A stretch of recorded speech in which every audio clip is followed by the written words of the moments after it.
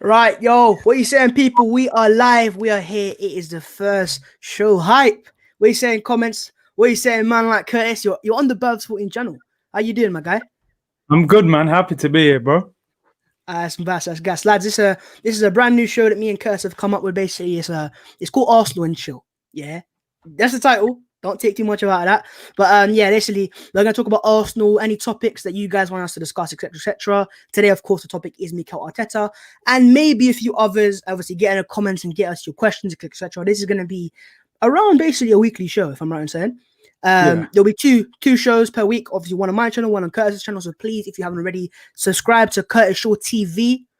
I think I put the link in the description, so please do subscribe to his channel as well, and stay tuned because there will be a show on his channel sometime this week as well. So subscribe to the channel, turn on the post notifications, smash a like on this video, and subscribe to this channel as well if you are new. But yeah, let's get into the first topic. You know what, Curtis? We got the graphics ready. You get me? We got the graphics are ready, bro. You're the goat of graphics. The graphics and intro, bro. You're the goat. Let's play.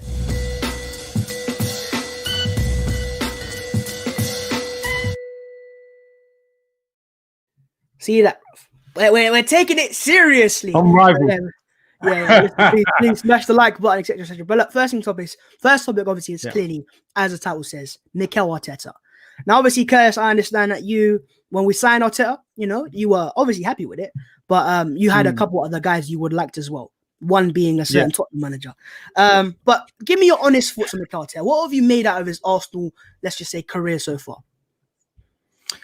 Do you know what it is, bruv? When he first came in, I wasn't fully sure about him, but then, to be honest, he was winning me over last season. Like, the style of football, the fact we won the FA Cup, he got Aubameyang to sign a new contract, which I was worried. I was thinking, how's a guy who's never managed going to convince a big player like that to commit his last contract to him?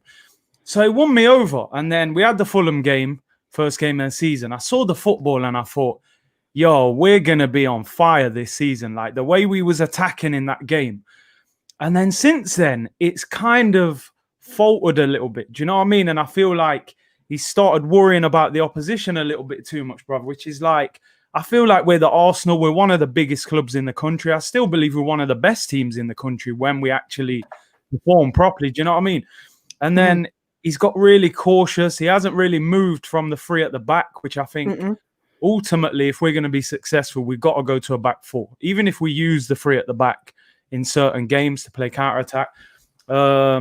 So I think the FA Cup win, the Community Shield win, it's bought him time. I had a little bit of a rant the other day after, the previous game. I wasn't calling for his head. I'm not calling for his head. I think he deserves more time, but he's got to change. He's got to be more flexible if we're going to have a good season, man. So I hear that. Cool. We got a super chat by the way from Connor O'Neill. Can you bring fans of the channel onto the show? Well, potentially. You man smash the like button. You man smash the support. We'll look into it. Yeah, we'll discuss. But yeah, I hear what you're saying, Curtis. He's done well so far, in my opinion. He's had a few dodgy moments. We all know that, etc., etc. And yeah, comments, get involved, and let me know your thoughts on Mikel Arteta. But yeah, in terms of mine, me, innocent Curtis. We go deep. When I was it back in 2018 when he was initially linked, I was actually one of the few fans that, you know what, I kind of warmed to it. Don't know why, but I warmed to it. And now that he's here, for me, he's done all right job. But what I think happened, right, is after we won the FA Cup and then the Community Shield and beating teams like Liverpool, Chelsea, City, is kind of set unrealistic expectations. We kind of have forgotten how bad the team was. And that's why Arsenal fans are like, we can now get the top four, so and so. Last year we finished, what was it, ninth in the table. Yeah. And yeah, people forget that. It's like almost as if because we won the FA Cup, we're back. And we won the Community, we're back. So that's why for me, I kind of have seen sometimes fans change expectations. But overall, look, as Arsenal fans, we are entitled to see at least good football. We've seen it over the years, you get me? And so overall, as I said, I'm still behind him. My faith is unwavered. But saying that, I have to say there are a few changes that need to be made. And as the title says it says that Arteta needs to make changes and these are the changes he needs to make. So Curtis, I'm going to throw it to you. What changes do you think Mikel Arteta needs to make? I think the first one, bruv, get Aubameyang through the middle. He's the best striker at the club. He's one of the best strikers in Europe for me. I think there's only a few strikers who you would put ahead of him. Play the man through the middle. Don't burn him out. He's in his 30s. Look after his legs now. That's how you're going to get him to play into his mid-30s. Get Aubameyang central. Go to a back four. Kieran Tierney is a left back. He was the best left back in the Scottish Prem. He's looked a little bit shaky in the last couple of games as the left-sided centre-back. Get him at full-back for me. The midfield three, because you saw against Aston Villa, although El Neni and Partey were great against Man United, Villa's midfield is probably more mobile than Man United's, and we got overrun in it. You know, I've played centre midfield before as well. When you're in a 2 and you've got 3 in there who are active, you're going to have a long 90 minutes, I'm telling you. And we had a long 90 minutes the other day. So that's the thing. And I want to see him, because I almost think he's doing better against the big teams, because it's like, make it difficult for them, hit them on the counter-attack. Because they come on to us, they're going to leave spaces behind them. But when teams come and low block, as we call it, we look like we don't know how to get through that, bruv. Like, you know? I can't even lie, right? Looking at how Aston Villa played, I got a bit jealous. I'm not gonna lie. I got a bit jealous. I saw Grealish and Barkley turn into prime Mbappe and Neymar. Ozil and Ozil. And I was like, these men are toying with us. They're playing 1-2, the dribbles, skills. I was like, that used to be us. Yeah. And it's not the first time I've seen that. I see Leicester do it to us a while back with Maddison and Tielemans. Who's our 2 midfield generals that can just make things happen? We used to have Ozil, Cazorla. We had Fabregas and Nasri. We had Vieira, Petit, except that's before my time as well as an Arsenal fan. So, but we've always had 2 generals there. We've got Partey now. It's a good step in the right direction. But after that, who's the guy that will make things happen? Who's our Grealish? Who's our Maddison? Who's our, the creative outlet? We don't have one. And, maybe is Jayden Cole's given an option here. I'm not sure if it's the right one, but it's an option, I guess. And it's Willian may do well as a cam instead of as a right winger. I think Willian has his qualities. There's a reason why Arsenal signed him, and there's a reason why he was at Chelsea for so long. He's a decent little player. It's just a matter of getting him in the right areas of the pitch where he can hurt teams or get the best out of his ability. He's not as direct as Pepe. He's not got the skills and the speed of Pepe anymore, but he's a good creator. Well, he was at least at Chelsea. So maybe, what would you think of Willian? Maybe him as a attacking midfielder? Is that something we could do potentially? That 20-minute period against Sheffield United in the second half, where we scored them 2 goals, we went to the 4-3-3. Ceballos was getting the ball to Willian. Willian was then linking with the front 3. Willian had statistically his best season last year at Chelsea. 9 goals, 7 assists in the Premier League. He's 32. He's not as quick as he was 4 or 5 years ago when he was running past left backs.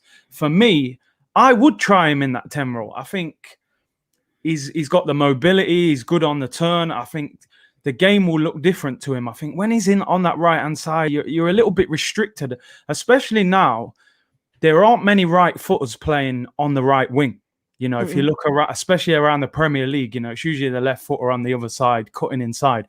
So for me, play Willian in that position because, on the right, let's be honest, apart from the Fulham game, he hasn't done anything since he's been in. And he's definitely got to change it. Having said that, I do think I'm going to revert to FIFA a little bit here because I know you're a FIFA man. We're using our wide players as like right mid and left mid, where they're on like the halfway line. We need right wingers, left forward. Do you know what I mean? Forwards, yeah. Forwards. I want to see these man next to the striker. Our wingers should be scoring goals, bro. We isolate our striker so much, and that's what we need to change. That front 3 need to be explosive and more attacking, man. Listen, I fully agree with that, man, and I think you're right because right now we've always said we want our team to work hard, but right now these men are working too hard sometimes. Like you've got Lacazette, the first goal Villa scored, right? Our entire team's back in the box. Oh my God. Entire team. Now, is that parking the bus or is that just everyone back? I'm not sure, but how are you meant to counter-attack? If you win that ball back, you can't counter because there's no one up there. What you should do is if you want to have players back, leave the front 3 to do their job up front. That's their area of the pitch. Make it simple for them. And then let the defense and the midfielders do their job. We're 2 defensive midfielders, El Neni and Partey. A back 5 as well. Is that not enough? And then you bring a striker back and your left winger and right winger, and everyone's back in the box. And we still somehow conceded. So if you're going to do that, do it all right and do it properly. So listen, I hear what you're saying there, man. And you know what?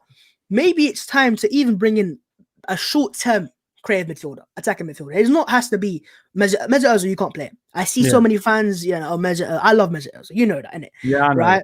But saying that, a Willock, a Emil Smith-Rowe, someone like that, where he's just a designated attacking midfielder, where he can sit there. His job is to make chances, get goals, be a threat. Yeah. I say, why not? Because, the thing is, right, you had Willock smash it up against in the Europa League for the last 2 games running, and then he's not even in the Premier League squad. Why? It's crazy, bro. It's mad because he makes them third man runs that Aaron Ramsey used to do. And when you play up front, it's great when you've got a centre midfielder running past you and pulling centre backs out the way. That's how. Look how many times you go to the Emirates. How many times did you see Aaron Ramsey bombing on? Sometimes he did it too much. But, it actually helps so much. I think about that goal against Tottenham that time, Bellerin, Ramsey, Aubameyang, you know what I mean? The little run. When do our midfielders now join in? They don't. So Joe Willock, I'm not sure at the moment he's the answer, but short term to get us to January in a 3, I reckon that can work, Even Danny Ceballos, I'm not saying Ceballos should be the attacking midfielder, but it's strange that we go to Real Madrid, convince them to give him to us again. He did finish the season well, and then now he's on the bench. It's like, this is my biggest problem with Mikel Arteta. There's more questions than answers for me at the moment. And that's what needs to answer those questions. It's worrying, man. Watching Arsenal play has become a punishment rather than actually enjoying it. Yeah. And that's scary because we're Arsenal. We're always, no matter what you say, entertaining. But we're not that team anymore. And it's like, cool, if you're not going to be entertaining, yet still win games, I'm not. If we had beaten Aston Villa and Leicester the way we were playing, no one would care. Honestly, no one would. Maybe there'll be some questions from some fans, okay, whatever. But if you're winning games, no one cares. But then if you don't win games and you play poor football, it's the worst. That's why certain fans have gone from backing him to like, maybe he's not the guy. And some, man, and I say some, have gone to the complete opposite side and start saying, is it time to go? Listen, my guys, just relax for a second. We'll take it one step at a time. We can't just go from one end to the other. We beat Man United 1-0. I know it was Man United and it's not the best of Man United, but we beat Man United. Fans were happy. They were saying, okay, we're doing the right things here. You can see that was the most complete away performance I've seen for a while from Arsenal. Dominant on the ball in the first half. Midfield was doing their job. El Neni and Partey were doing fantastic. Willian was doing all right as well. Lacazette was holding the ball up and not twerking. And you had Aubameyang scoring goals. So, but then you go from that end and then you go to the Villa game and it was no positives whatsoever. You know what I mean? No. It was like, it was a punishment to watch. And the attack was just so predictable. And I look at MIKEL ARTETA now and I'm like, give them some freedom. Let them do their job now. Because I think right now we're just too structured, which is fine defensively. But going forward, it limits the strikers to do what they can do. Because we've got players that can, come on, let's get it straight. Willian, Aubameyang, Lacazette aren't the best that we have right now. But they still should be able to do a lot more than they're doing. Yeah. And that's where it falls back to Mikel. Can you now sort that out? Can you, please, I'm begging now because I'm so bored of watching Arsenal right now. Can you just let them play and do their thing? Because I look at Grealish and Barkley and Co. And they're doing their own thing and they can go into areas and combine, play 1-2s. Can we do that? And you see the goal we scored against Sheffield United. That's the last open play goal we scored, by the way. Don't forget that. Yes, it's been 6 hours of football since then. And it was interchanging 1-2, pat. And that's the Arsenal way. Unpredictable, hard to defend, and we've got the players to do so. But it goes back to the creative midfielder, my guy. And listen, Curtis, I know you're a transfer expert. You're certified in Transfers FC. Who would you reckon, right? Come January, who's the guy? And comments get involved. Who do you think is the guy that Arsenal need to sign, if it's possible? It's a tricky one because everyone's kind of saying Szoboszlai, is it? And Aouar. I mean, it's difficult, man. Aouar's going to be difficult to get in January because I was saying this before. If I'm Aouar's agent, right, you got the Euros in the summer. I'm not sure I would be saying to him, go and sign for Arsenal right now. I think I'd probably say to him, we heard that Zidane was throwing compliments at him in the summer, but we know Real Madrid had their hands tied a little bit. They couldn't sign anyone really. I'm not sure he would join Arsenal in January. I think Szoboszlai is somebody we can get right now. I think he's at Salzburg. His agent's kind of flirting with Arsenal, kind of saying, they're interested. I think he's a good player. I believe he's younger than Aouar as well. Every time I've watched him, I've been impressed with him. He's energetic. He joins in, makes them third man runs. Yeah.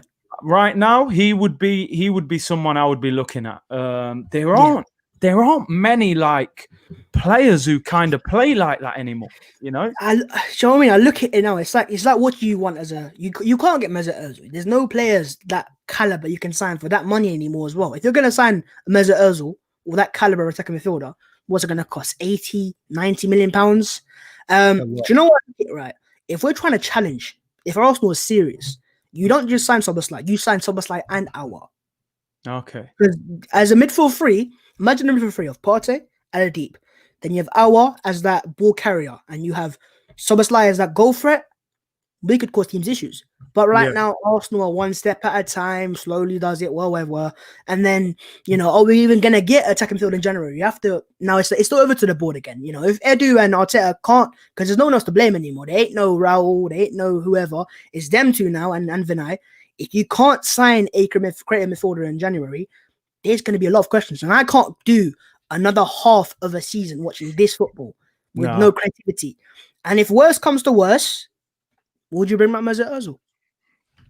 Ask me a question. Comments, get involved. Let me know your thoughts.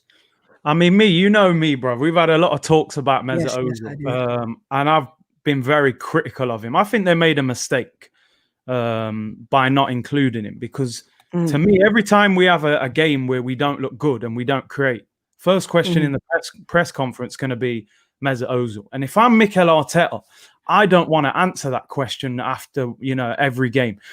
They should have paid him off in the summer. They should have took the hit and said, you know what, we got it wrong, but there's the rest of your contract. Thank you for your service. If you're then going to keep him, you have to involve him. What other club? Have you ever seen a club in the Premier League have their highest earner in history just training? He's basically on work experience, just training. Bro, we've got more goalkeepers than we have creative midfielders. Like, why do you need 4 goalkeepers in the squad? Bro, you know what, Bob? I saw something the other day I've never seen in my life. We had 2 goalkeepers on the bench. For what? For what reason? I've never seen that in my life. Do you know what? It has to be, and I'm not trying to go into politics, but it has to be more than just football. It can't be. Right? It is. The thing is, it's not like Mesut Ozil was playing on our turn and doing poor. You can admit he was doing all right, and compared to what we have right now, and if you look back to Arteta's best football at Arsenal he was playing, it was arguably his first few games. That United game, the Chelsea, even that Chelsea game where we lost, but we still were the better side. And if we had taken our chances, might have won that game as well. And since you've taken Mesut Ozil out of the squad, it's not because it's just Mesut Ozil, but just a basic creative midfielder. You've lost that fluency in the middle. Who's getting that ball in the middle and passing, getting to the strikers?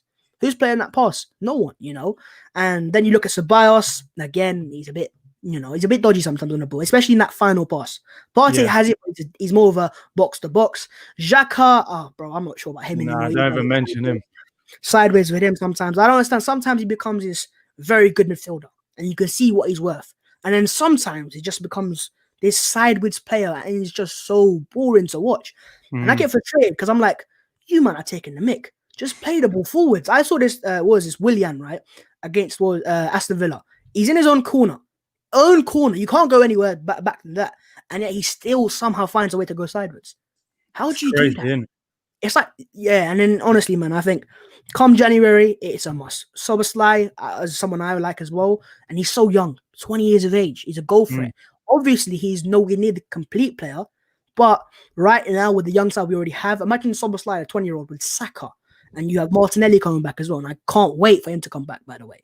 And the rest of us as well. We've got a young squad in general. A couple players that need to go. Let's not lie to ourselves anymore. Hector Bellerin is good. But is he on the level of Trent? Is he on the level of Walker or Cancelo or whoever? Man City have got 2 better right backs. And we've got Bellerin in all due respect. So you've just got to be honest with the squad now. There's too many players that are getting comfortable, if you get me. Yeah. And they're like, Mustafi will just keep... Nah, man, get him out now. It's done. We've suffered for too long now. What have we? I kind of asked myself, like, have we committed some sort of sin as a fan base to suffer through this football? So yeah, man, I think it's what it is. But we got a comment here from Christo, and he goes, Zaha or Laka. Listen, I've seen Zaha play a few times down the middle, especially at Old Trafford. He's a threat. He can score goals as well. The thing with Zaha is, no matter what you think about him, he will hurt teams, and teams will worry about him as well. If we're going for Zaha on our team, I'm sure that the opposition manager will be like, oh my God, Zaha is dribbling ability. 3 players getting closed down. Open space for Aubameyang and co. So listen, that's not a question for me, but Curtis, I know your answer is going to be. Man, I would have took Zaha over Pepe in the first place, and I'm not just saying that now. No, he's not saying that. I remember. I would still take Zaha right now because I think sometimes you look at Liverpool last year, they won the Premier League, they scored loads of goals. They didn't really have a creative midfielder as such, like Henderson, Fabinho, Wijnaldum. No one really is amazing on the ball, but they create from their fullbacks. Mm-hmm. They get the ball to their wingers quickly. They play high up the pitch, and that's how they get their goals. So I think sometimes you can play a different way without that creative midfielder. So imagine a front three of Zaha, Pepe, and Aubameyang if they were playing high up the pitch as well. You get Tierney at left back. Maybe you get... what do you do at right back? Would you put Ainsley at right back? Do you know what? I don't understand that. We kept this guy here. We could have sold for £20 million. Yeah. And he ain't played a single Premier League game since, I believe, Fulham. Yeah. Or was it I'm not even sure anymore, but still. And he's in the England squad, bro. Don't understand. It doesn't make any sense to me. And honestly speaking, now I'm like, Bellerin's doing all right. He's done all right so far this season. He's getting better slowly but slowly. But come on, man. Look at the rest of the league and the players they have. You look at Tottenham right now. They got Doherty. Would I rather have Bellerin or Doherty? Do you know what I mean? It's a close battle. And you've got, obviously, as I said, Man City, Liverpool. Let's not compare Liverpool. But what I'm saying right now is you look at teams like Liverpool. Do they have any creative midfielder in the middle? No. But what they have is fullbacks. Yeah, but he's not really. He's a dominator. He's not yeah. Whereas their creativity, the key passes per night, come from the fullbacks. Yeah. You look at our fullbacks. Kieran Tierney, you have to ask questions so far this season. He hasn't been the best, and he had some dodgy games as well. He hasn't looked the same since that the Scottish thing and the whole COVID business. But still, man, he was awful against Aston Villa and against Leicester. But he provided that one cross, and then you've got your man up front. Alexandra, they call him like a threat nowadays. Man, that guy there. The thing is, right now we're not making enough chances as it is. So when you make that one chance, you want your best player to be behind that. It's not Lacazette. It's not. I don't know, man. What's your thoughts on Alexandra Lacazette, guys? The Lacazette experiment is over. Yeah, it's done. It's dusted. I gotta be honest, bro. When we signed Lacazette, I was hyped up. I saw this guy in France. I thought, yo.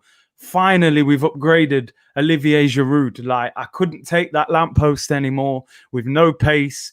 He ruined Mesut Ozil's record. I thought, yeah, cool. We got a French international. He's going to score goals. The experiment has failed. 14 goals the first year, 13 goals the second, and 10 goals last year. Ultimately, Lacazette has been worse than Giroud. We have to be real with it now. You can't argue. And Giroud also had impact in finals. There you go. The assist in the FA Cup final for the Ramsey winner, for the assist for Ramsey again in the Chelsea game as well. Bro, it's a sticky. £55 million. Leon, why? Why do you have to... It's a robbery. It is. No, that is a robbery. You can't even lie to yourself. Leon, because apparently Leon wanted him back on loan, I believe.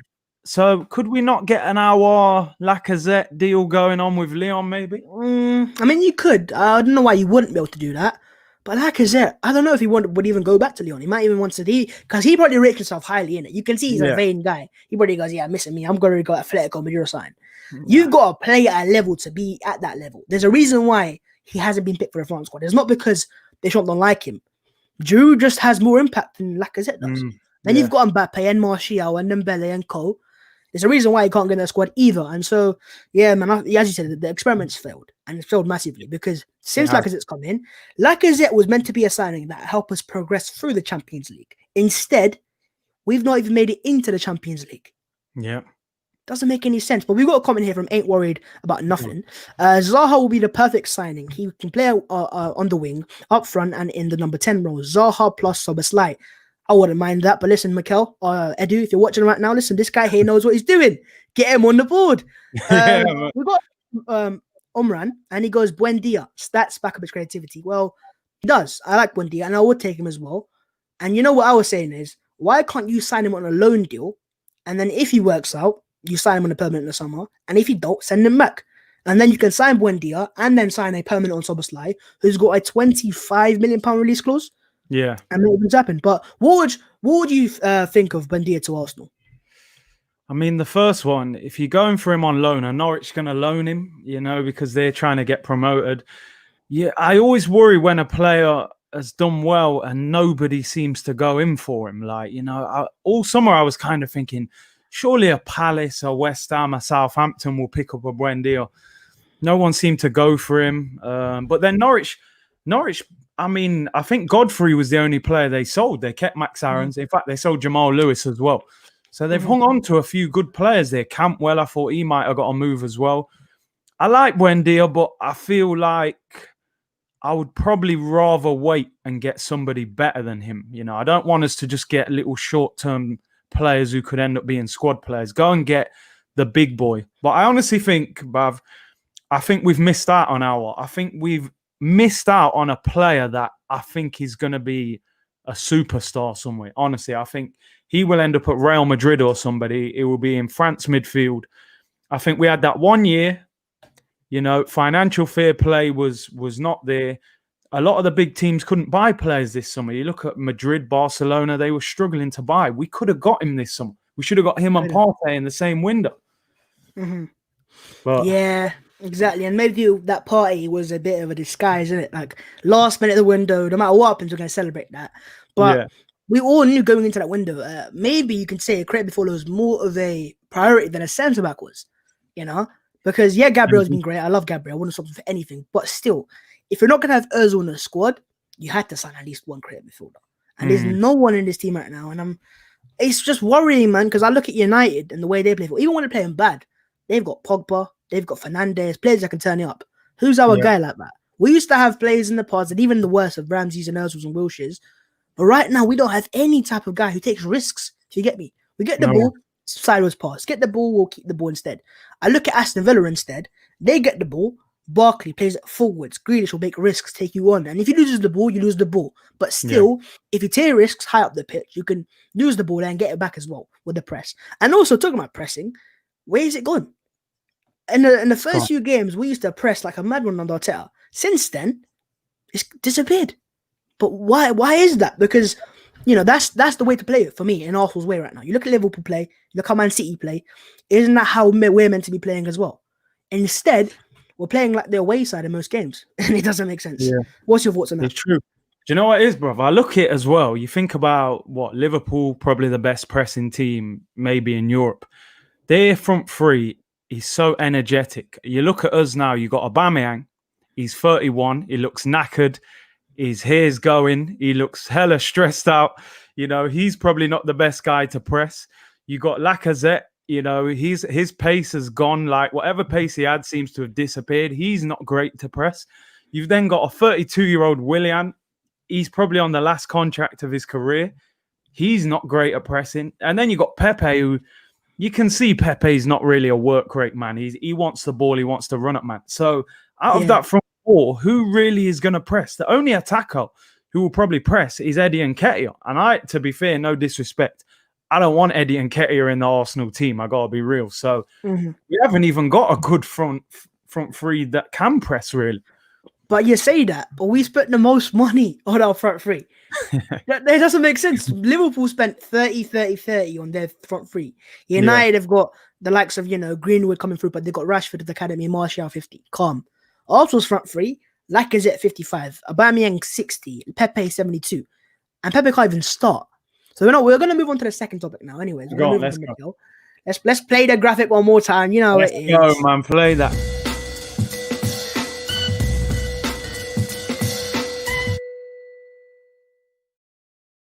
Yeah, that's just so smooth. But now what I was going to say is let's talk the Arsenal front three. Because this here is starting to jar me off. It's really starting to anger me. What is Arsenal's best front three? Is it Willian and Lacazette and Aubameyang? No. Is it Saka? Is it Martinelli when he comes back? Is it even Nketiah? Balogun? Lads, get involved in the comments and get your best front threes. And because you're the first guy, let me know. What do you think is Arsenal's best front three? Martinelli, Aubameyang, Pepe. But until that Brazilian wonder kid comes back, Saka, Aubameyang, Pepe. Yeah, but look, listen, I fully agree with that. The way we're talking about Martinelli is just like the pressure he's going to be in when he comes back from he's not coming back from like a little hamstring or a thigh. He's coming from a knee injury. Yeah. He may not be as good as he was. We saw Bellerin and Holding, how poor they were at the start. Only now they regained some sort of form. And even then, Rob Holding, I mean, I prefer not to speak. So, I don't know, man. It's very much a lot of pressure on. And by the way, let's not forget, before he got injured, was he even playing for Arsenal? He was on a bench against Brighton. They didn't even come off the bench. He didn't start in the games before that as well. I don't know, man. I think for me, right now, our best front three on paper is Saka on the left, Aubameyang down the middle, and then Nicolas Pepe on the right-hand side. I don't want to hear Willian, honestly. Like, he's not direct, very passive, very boring to watch. If you're a fullback, right, and you see Willian running at you, you're like, yeah, calm, Mrs. Calm, and come at me, innit? I can just win the ball back and we can attack. Whereas if Pepe gets the ball, you can see against Villa, the players are like, oh, okay, we're going to drop off now. We can't defend this guy. He's a threat. What's your thoughts on Nicolas Pepe? I think it's a combination of he's been mismanaged, but I think he needs to step his own game up as well. As I said before, I see Pepe get the ball too far back it's on the halfway line. Every time you watch him, he's got to run past 2 or 3 players. You watch Liverpool, Salah, he'll get fullbacks one-on-one all day long. Mane, Mahrez, Sterling, they play high up the pitch. Yeah. We have to give Pepe a run in the team. The guy has got no confidence. He comes into the Europa League squad, which is a little bit of a disrespect. You know, it's kind of, go and play with the youngsters and that. He gets a goal. He gets an assist. The week before, he got a goal as well, a great goal. And still, the weekend comes, Man United game, didn't even get on the pitch. Aston Villa game, you bring him on towards the end and the game's all over the place. As a winger, you need to build a partnership with your fullback. Now, Hector Bellerin has played right back and he's played right wing back. As a right wing back, he is even worse. You're not giving those two a chance to build a partnership, and you're not even giving Pepe the chance to fully... As Arsenal fans now, we've all got an opinion on Pepe, but we actually don't really know how good he is because we're like, you know what? I haven't even seen him play that much. I don't think he's started 5 or 6 games in a row at Arsenal since Arteta. That's the stat. So the stat is, right, it's so mad. Not even Arteta, since he joined Arsenal, he's never started 4 consecutive Premier League games. That's 72 million British pounds. We just dropped, like, here you go, take it, my guys. You're not even playing him. And it's like, the thing is, right, I think he has 22 goals and assists and 36 starts. That's impressive in a way. If you don't, and that's not just starting consistent. That's like starting, stopping. Most of them have been Europa League. I hear that, but still, when he plays in games and he plays consistently, we saw it last season against Chelsea. He has an impact in the FA Cup final. Man, he had their players on ropes, nutmegs and their skills, beautiful scenes. And then you have the game against Man City, the assist for Aubameyang, pinpoint cross. He has the quality, and this for me is Arteta's biggest test now. Can you get the best out of your star man? Because for me, he can be our star man. He has the caliber, the quality, the ability. Can you get the best out of him? Because if you can't, you failed the test. Because this is not like Mesut Ozil. You can't say, listen, Mesut Ozil was a 31, whatever, his contract. This is a prime Nicolas Pepe in his best years, you could say. Only going to get better, has all the ability, the speed, whatever you want. Get the best out of him. Don't play Willian. And I have to say, Mikel, stop ferreting players, because he does right now. Lacazette's a favourite. Willian's a favourite. I want to see more of these guys here. But yeah, as I said, man, Nicolas Pepe for me, I fully agree. I think he is, for me, can be our best and most explosive attacker. Have you seen the skills my man has? You know what I mean? But we got a comment from Ricky. He says, big up, guys. Agree 100% with Curtis. But for the moment, Saka has to start left until Gabby's come back. Pepe is a must. Every time Pepe has been consistently playing this game, he's improved. And you can see it, man, because when he plays games, and the more he plays, he gets more involved. He makes things happen. You get me? But what do you think of man like Pierre-Emerick Aubameyang? Because, you know what I mean? Do you know what? It pains me to watch him on that left. Now, I know it worked for a period of time. You know, he's been on the left for a little while now, and it has worked. But I think he's been figured out now. I think teams know how to do. Look, Aubameyang is not a winger. He's not a dribbler. You can't just give him the ball and he's going to make something happen. He is not Sadio Mane, Raheem Sterling. They are natural wingers. Ball at their feet.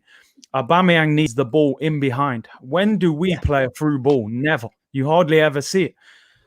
You have to play him through the middle. I honestly believe if we keep playing him down the left, I think we'll ruin him. I think his legs will be gone. Yeah.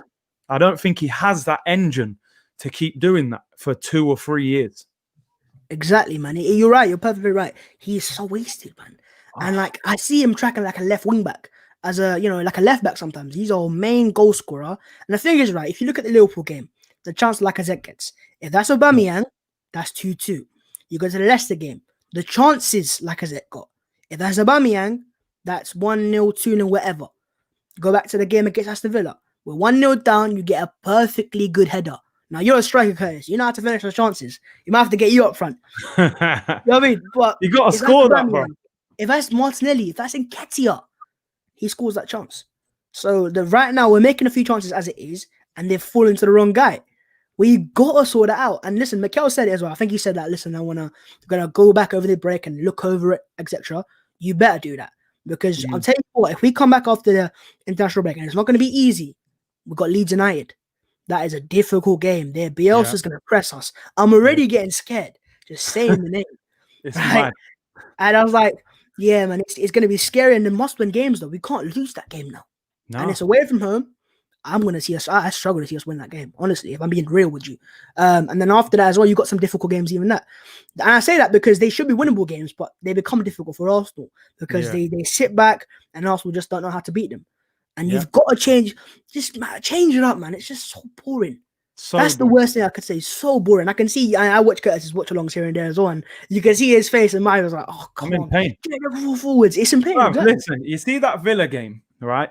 If it wasn't for the people supporting and the questions and all that, I would have turned that game off. I didn't want nothing to do with that game last 20 minutes.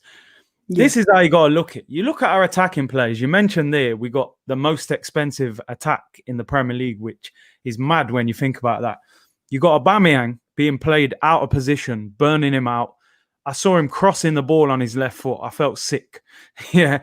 You've got Lacazette. No matter what we think about Lacazette, he scored 3 goals in his first 3 games. He then misses that great chance at Anfield, which was a big miss. It was a terrible finish, but he got dropped after that. And that seems to have killed his confidence. You know, he has missed good chances, but as a striker, you score 3 and 3 and your manager drops you and you're like, raw, like, he doesn't believe in me. It's obvious.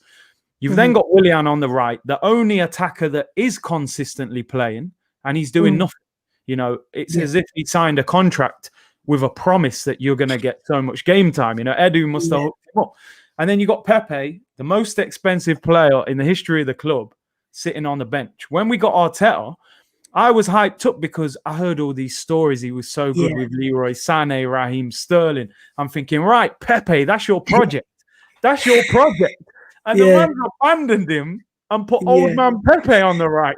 Sterling. Forget that. We're going to have Project Willian instead. We're going to have Project Willian. Like, God, man. Do you know what, right? I'm thinking right now is, I think Willian is, I can't believe I'm saying this because I know someone going to hate me for this. He's still usable, isn't it? He is. You know? He is. I agree. If we're being honest, right? But he's not a winger anymore. He don't have the speed for it, man. And he's going to lose even more speed because we gave him a 3-year contract. Don't forget that. Oh, bro, if he's that bad now, imagine him in 2 years, 3 years. The amount of fans I think he's lucky there's no fans in the stadium right now because if there was, he would not get love. And because I remember being at the Emirates when Xhaka got booed, and it was like similar level of performances, like just boring to watch, man. I don't see. I want Arsenal to be a scary side. When I saw Aston Villa's side, I was like, oh no, Watkins is a threat, Grealish is a threat, Barkley's a threat. I look at Arsenal and I go, well, Willian's going to be all right, passive on the side. Lacazette's going to work. Aubameyang, he's going to be stuck out wide, trying to attract the wingers back and whatever. And there is nothing after that. Now, you go back to the days of Arsenal, we had the final years of Wenger. You had Sanchez, threat. Ozil, threat. You had Wilshere as well doing his thing. You had Ramsey. Forget that. Yeah. And do you know how important a player Ramsey would be in his current Arsenal side? Even though I wasn't his biggest fan at the time. But having that type of player who's just a goal threat from midfield, and that's why we go back to Szoboszlai. And I love him. I think you need someone else next to him as well. He can't be the out-and-out creator. He has the ability, of course, but you also have to remember, if he comes to Arsenal, you see Saka right now in that position he's playing. He has to get moved out of that because that's Aouar's position. So are you willing to let go, bring in Aouar and move Saka out to left wing again or left back or whatever? Depends. I know, but what I will say, like, I think we need to move on from this conversation now. Yeah, to the final topic of the thing. So I'll play that animation one more time. By the way, lads, if you are new to the channel, subscribe and smash the like video. And subscribe to KOYG TV because there will be a part 2 out very soon. Go.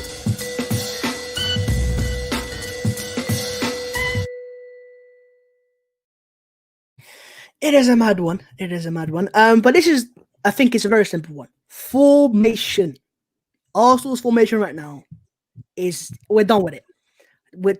Thanks to the memories, the 5 at the back, but it is time to go out of the way, because I've said it for so long, we cannot play this formation and just continually think we're going to get away with it. It's boring to watch. It is horrific. Do you know what? I did see that photo that someone put out with Arsenal's back 8 or whatever. I saw it. That's a set piece. That wasn't a formation. That was a set piece. So I think that's a bit misportrayed. But still, you look at the first goal, we had the entire team behind in the box. And that's got to move now. If you've got your back 5, that's enough. You don't need more defenders there. The whole point of playing a back 5 is you have the rest of the players in their positions going forwards, ready for the counter attack. We don't have that right now. Curtis, what do you think? And comments, get involved. What is Arsenal's best formation going into the future? It's got to be 4-3-3 or 4-2-3-1. However it's basically the same thing, isn't it? But you have to have a midfield where one, maybe 2 of them have got the freedom to join in. My midfield at the moment, just because I don't know, maybe I want creativity so much, I would go Ceballos and Partey. And I would put probably Willian in that 10. I would give him one last chance. Do you know what I mean? Even though I think Willock would be a very good impact player in the Premier League. You know, I look at games where I think we need a goal and you got Xhaka on the bench and that. They're not going to do anything. I think El Neni he can't consistently be in the team, in my opinion. I think, away at Old Trafford where you need a running club in the middle of the park, you're perfect. You're going to hunt down everything that moves. But when you actually get the ball, do you know what I mean? When you get in the ball, and you ain't going to split defenses apart, bro. So let's not get caught up in that. So, 4-3-3. As we said, man, Aubameyang, Saka, Pepe. I'd go Willian in the 10, Ceballos and Partey. I think we would create chances with that attack. I think that would work. Do you know what I'd say, right? I agree with what you're saying in terms of the 4-3-3. But do we have the right players to play that right now? I'm not sure, man. Unless, and I say unless because if your midfield 3 is Partey, Willock, Saka, very attacking, I agree. But still, in games against Aston Villa where they're going to sit back, play that front midfield 3, it could work. The whole general, thing about a 4-3-3, especially Pep's 4-3-3, which what Arteta is trying to copy basically, is you have one player who can just dictate the play, go to the centre backs, pick up the ball, move it forwards, but you have 2, let's just say, hybrid midfielders. Number 8's De Bruyne, Silva, Bernardo, whoever. Yeah? Well, who's our 2? We don't have 1. Forget 2. Maybe you can count Saka as 1, but then who's the other one? You can't have Saka on his own. And by the way, let me just say this. He's 19 years of age and he's already the most, let's just say, so much pressure on him. We're Arsenal Football Club. How are we going to usher him into the team? Instead, we're just throwing him in there. You're the first teamer. You're the creator. He's 19. Would you play Saka centrally then? Listen, if we're going to play him in the front 3, obviously not. But if we're going to stick with a 4-3-3 and have a midfield 3, it'll be Partey for me. Willock as a guy who can get in the box and get the right-hand side involved as well, by the way. Because the right-hand side it's like a level you have to unlock in a game. We haven't got to that yet. We're barely unlocking the middle. And then basically when you have Willock on that side, and then you have Saka on the left-hand side, you've got Saka and if you're Aubameyang, whoever on the left-hand side. Nelson as well, by the way, let's not forget him. And Tierney. And the right-hand side, you have Bellerin, Willock, Pepe. And you can combine, play 1-2s, do your thing. But if you can't do that if you're just all on the left-hand side. Because that's why you can see Arsenal play with Saka and Tierney. Good combinations there. What's the combination on the right-hand side?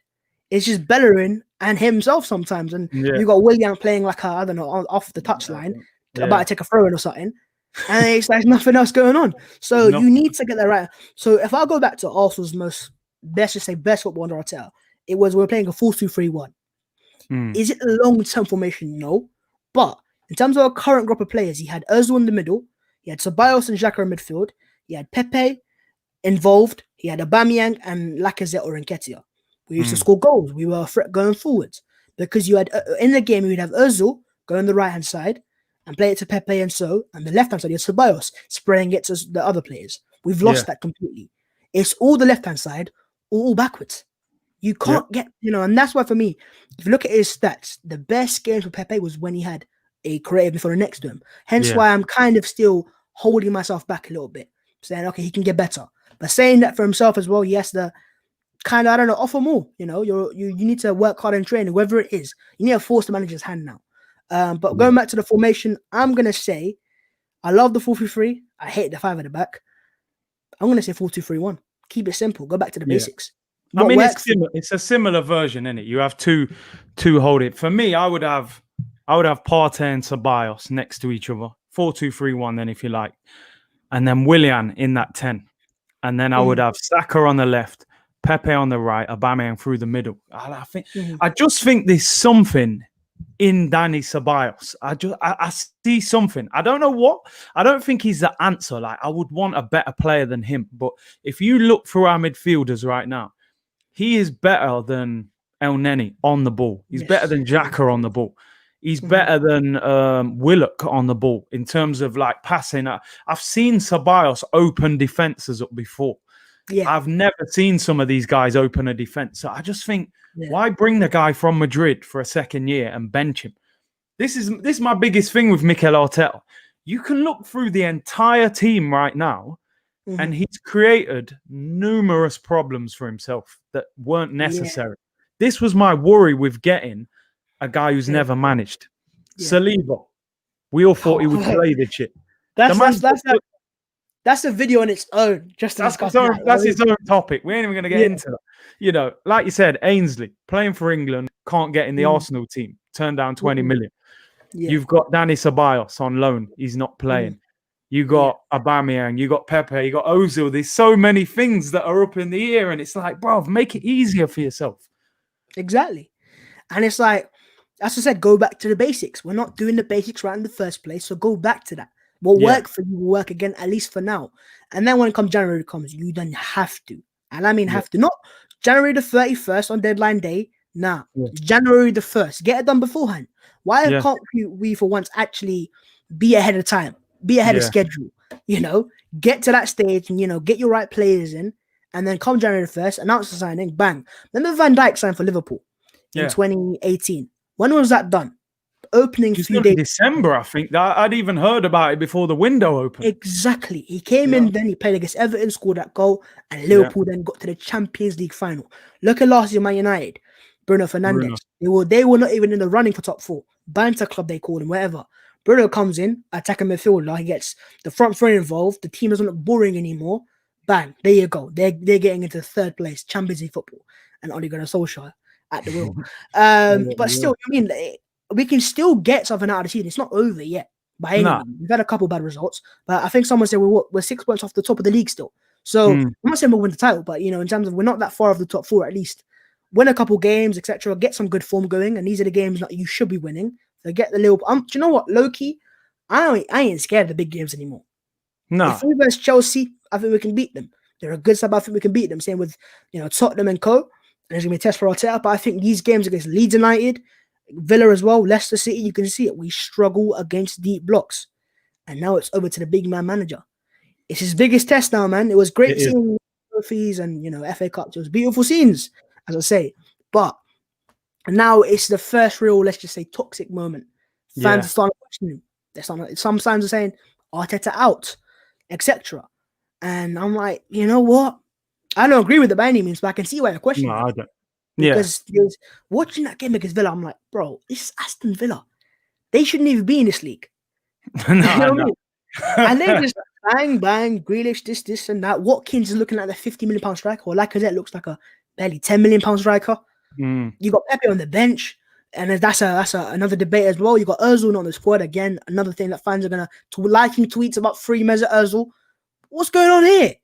This club right now it's become a banter club. People are joking about it, and we're doing it to ourselves. Why? Yeah. What have we done to deserve this right now? But it's a mad one, man. It's been a struggle to watch Arsenal, but as you can see even the comments from Collins, next game, Leeds, Wolves, Spurs. Aye. They are hard games. That's Leeds away. I think that was Wolves at home and Spurs away as well.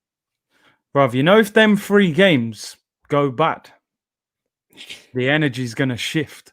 Especially that third one being Spurs. If Mourinho deals with him and, you know, people are... And I bet you'll be like, yo, listen, I told you guys, innit, about Mourinho. Bro, do you know what, though, bro? Even when I done an interview the other day, I said to them, I said, listen, I don't mind everybody saying to me, you was wrong. You was wrong. You know, you want a Mourinho, he's flopped, you was wrong. I say, if it benefits our football club, I'm happy to take that criticism. You know what I mean? It's just an opinion. I don't want to say, yo, look, I was right. Look, Mourinho was better than Arteta, because that means we failed. I don't want to see that, you know? And we know eventually with Mourinho, it'll blow up anyway. So I hope Arteta can fix it. But, you know, I want to see a style of football, man. When he came, I was thinking, yo, you've learned under Pep. You played under Wenger. You've played under, you know, one of the best attacking managers. You've coached under one of the best ever managers. Well, you didn't learn from Pep Guardiola to play 5 at the back and sit 2 CDMs in front of that. You know, so it shows he doesn't trust the defense. He must really look at our defense and think they are garbage. I can't trust them. You know what I mean? Come on now, man. You can trust Tierney. You can trust Gabriel. If you don't play Robbie Bowling, they call him nowadays. No. Why is Holding just the hair's just gone? What, you know what? It's like it's more than that. It's just I don't know what he is anymore, man. Like sometimes he looks great, and then sometimes, you know, he's just not good enough. He's 25 now. He's 20, whatever. Chambers is back now as well. I think he played today for the under 23s. Is he our rescue? I mean, William Saliba, as I said, is a different video, but that's like investigations FC has to get out for that one. So it's a mad one. But the back 4 now, he's got 2 players there that I think you can completely trust: Tierney and Gabriel. Come the next window, especially in the summer, you've got to address the other areas if you think they're weak enough. I mean, Bellerin right now is doing all right, but why not start Izzy Maitland-Niles? What's he done not to deserve to start? And I go back to, again, Willock Kafeng is another resolution. Emil Smith-Rowe as well. Do you know what I will say is Arteta hasn't played that many youngsters. He hasn't. Compared to Unai Emery. Yeah. You know, there's not been as much as of, you know, the Smith-Rowes, the Nelsons, whatever. And especially in the Europa League, that Europa League team other day baffled me. We're playing at home against, who was it? No, it wasn't Dundalk. It was the other one. It was Mulder. Right? Yeah. Mulder. You're starting, cool, you start Pepe because he ain't started before, but still, your goalkeeper, what's the point about that? Etc. You've got players in that team that's Xhaka and Ceballos, you know, and I think it's now this is a massive international break for Arteta. You can either sort it out, and on next few games, you win those next few games, get like I'd say at least what are we saying, at least 7 points, 7 points out of that, at least 7 out of 9. Yeah, fans will be on your back again. They'll be like, okay, this is the guy. We'll trust the process. You lose those games, especially Spurs, then we are in trouble. We are big trouble, man. And I can already see some fans that are normally positive. I mean, I'm positive vibes, you know, whatever it is. But I can see some fans starting to question it. I can see Curtis starting to question it. A lot of men are starting to question it. It's starting to get sticky now, isn't it? It is. I mean, you know what? He's lucky that the Emirates is empty right now, because you know what would be going off. Oh, bro. Do you know what it is, right? I remember in the past few years going to the Emirates during the Europa League group stage games, and it was boring to watch. Yeah. That's every game now. It is. Every game, no matter what team it is boring, it was slow, it's predictable. I'm a nobody in football, and I can predict what we're doing. So imagine like a football manager. He can, you know, okay, this is how they're going to play, but you're going to sit back and let them do their thing. Pass around the back. Shoehorn effect. Come on, man. That's it. Eddie will come on after 60 minutes for Lacko. Yeah, man, it's just all the same. But if you're new to the channel, subscribe. Yeah, make sure you subscribe, not just to me, but to Curtis Shaw TV. Because, as I said, there'll be a part 2 out soon in this week. So smash the subscribe to his button, subscribe to his channel, turn on his post notifications as well. Subscribe to Basketball Ian, and also let's smash the like button as well. Right now we're in 100+ likes, so let's get up ASAP. But yeah, I think players are back for 100%. Oh, listen, don't even get me started. You know what? I want to ask you a little question. I'll flip it on you, right? If we do not get top 4 or win the Europa League, yeah, I knew this coming. Would you move him on? Because you would consider that failure, right? No, it is failure. It is failure. But it depends. Not getting top 4, as an Arsenal fan's a failure. But if you're being real with yourself, Chelsea have got a better squad than us. They invest more money. Tottenham as well, I have to say, they've got a better squad. And look at their attack, man. Bale, Kane, Son. It's crazy, isn't it? You get me? And they've got the defense now. And I look at their team and go, if that wasn't Tottenham, and say that team was like Chelsea, they'd be a threat. They would. Yeah. But because it's Tottenham and it's the clubs and the people, the Tottenham in general, and it's Nando's FC, people don't take it seriously. But their team in general, it's a good little team there. I'm whispering it because I don't want to say it loud. Yeah, you don't even want to say it loud. But there again, I think they've got a better squad than us. And then United as well, if they can sort their sums out, and maybe if they sack, Oli and bring in Pochettino. They're a problem. And then you've got Liverpool as well, and you've got City as well. Leicester, a good side. They beat City and Arsenal. Villa are looking good as well. Everton, Leeds are a good side. Wolves, we can't forget Wolves as well. Yeah. Oh, bro. I'm stressed. So you're saying top four. Wait, you just made me ask, can we get top four? Now I'm thinking, can we even make top six? Like, man named all these. What I'm trying to say is, I'm trying to put into perspective. Let's put some realism here. Let's put some realistic expectations out there. It's going to be difficult to get top four, especially because when we finished last year, 9th. Burnley could have finished above Arsenal last year. Burnley Football Club. Nobody likes Burnley. It's Wood and them, man, Sean Dyche. You hear me, fam? But and then you've got after that, Europa League. I was speaking with a bit of confidence with my brother before I was going. I don't fear anyone in the Europa League. Saying that, PSG could drop there or Leipzig. Yeah. Madrid could drop down there as well, potentially, in their group right now. Oh, bro, it could be I think in reality, right, this is what I think, and no matter what I think of Arteta, if Arteta shows that we're progressing, our style of play is improving, we finish high, we have to finish higher than last year, get us even a 5th, a 6th, make us compete. If he does that, and then the board give him another transfer window that's a better one, then I think he may earn himself another year, because the thing is, we're not that club where we can just keep sacking. Chelsea, they'll sack you and give the new manager 200 million. Go and fix that mess. Arsenal won't do that, so we can't change it. Do you know why they won't sack him as well? It's because they've given him too much power now. Yeah. He's like the transfer guy. He's the guy who looks his own players, and he's become a manager now. He's not a first-team coach anymore. You can't just sack him, guy. We're just getting he's already got more power than Emery ever had. Yeah. And now it's down to him, because they ain't gonna sack him because they believe in him, and I believe in him as well. I still see a lot of things that I've done that are right. Beating Chelsea, beating Liverpool, beating City, beating United. He's been every manager except for Mourinho, and he's only blessed Mourinho once as well. You get me? So he's done the right things in a way, but these games against Aston Villa and Leicester, more Aston Villa than Leicester, because the Leicester game, I was like, that's like I said, you take a chance. Yeah, we should have won that game. The Villa game, man said 3 at home, and the way they could have been more as well. They had that goal disallowed as well, and we had how many clear cut opportunities did Arsenal make? One. 2. Yeah, we're Arsenal at home. This ain't away from home, man. And so, going back to I haven't answered your question, have I? I don't want to answer, to be honest, but I would say no. I wouldn't sack him. No, 100% not, because I think it's more than just. You can't just go from 9th to 4th like that. You can't.